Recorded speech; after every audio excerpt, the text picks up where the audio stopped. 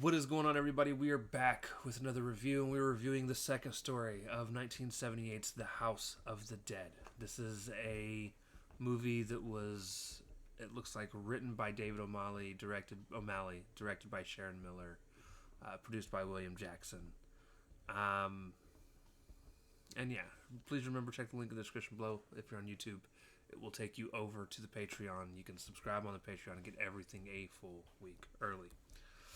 So the second story is the frame narrative, both beginning and end, surrounding this story specifically, is basically the opening of the next casket, and then after the story, the mortician explains that he gets police records on everything as people die.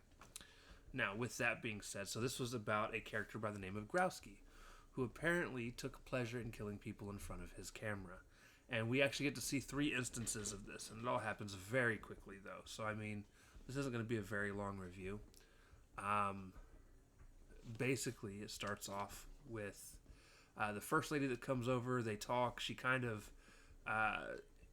doesn't necessarily mean to imply that he's goofy for enjoying photography, but he takes it as such. But he has a camera set up in the corner of the room recording everything, and he says he needs to do a magic trick, and she's like, okay. Or he asks if she likes magic. She says yes.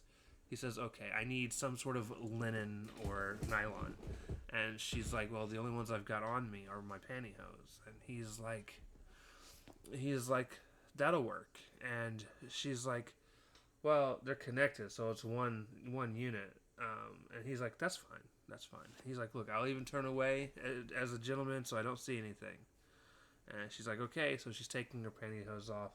She's talking about how she likes magic, how she watches it whenever she goes to Vegas. She always tries to figure out the trick and how things work, so forth and so on.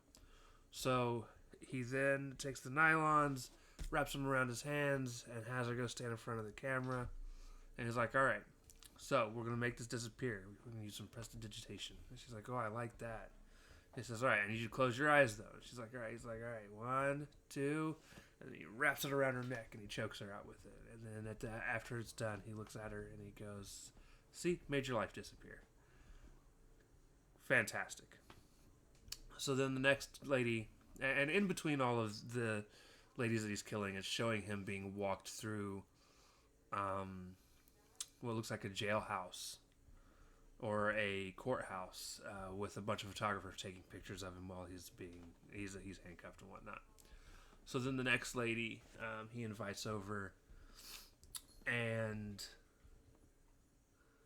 what happened with the second lady? She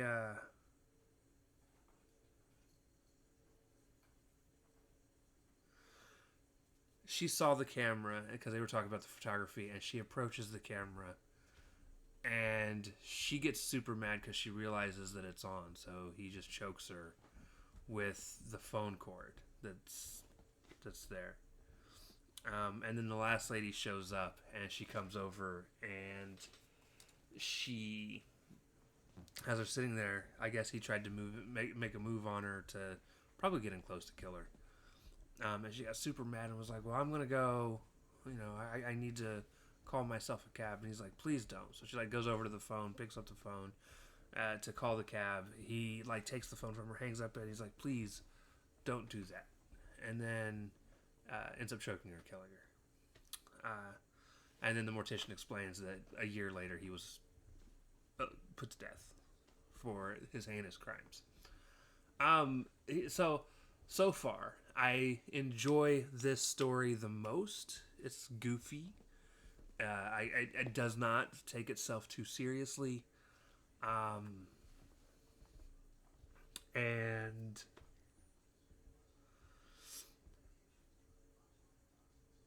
oh no, that's right. The last lady he stabs. Sorry, I have it up here. I was like, I should probably check to make sure I got that right. The last lady he stabs. Now, and we'll get to that in a second. This had a budget of $685,000. Not too shabby. So, I enjoy this specific story more so far than the first one. It's extremely goofy, though. He was an extremely goofy serial killer. Is what it ended up being. Here's where I have some complaints. There's no I again will never be a fan of off-screen kills. It doesn't matter what I'm watching, what year it's in. I am not. It just bothers me. I don't think there should be.